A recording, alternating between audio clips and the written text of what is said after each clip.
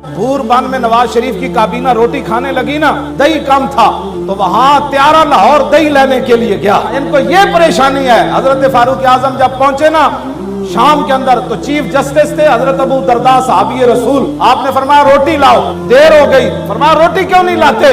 सुनो, मैं इस इस्लाम की बात करता हूं जो पूरी दुनिया को दर्द उठे। एक चीफ जस्टिस भी रोटी खाने के लिए बैठे और अमीरुल मोमिनीन भी बैठे। तो हजरत उमर ने पूछा हजरत अबू दरदा से, रोटी क्यों ताखीर हो गई? कहा कि जो टुकड़े मैंने पानी में भिगोए हुए हैं ना, वो बड़े पुराने हैं, अभी गले नहीं है। जिस मुल्क का चीफ जस्टिस भी खुश्क टुकड़े खाए, अमीरुल मोमिनीन भी टुकड़े खाए, तो उस मुल्क के अंदर दरिया के किनारे बकरी का बच्चा प्यासा नहीं मरता।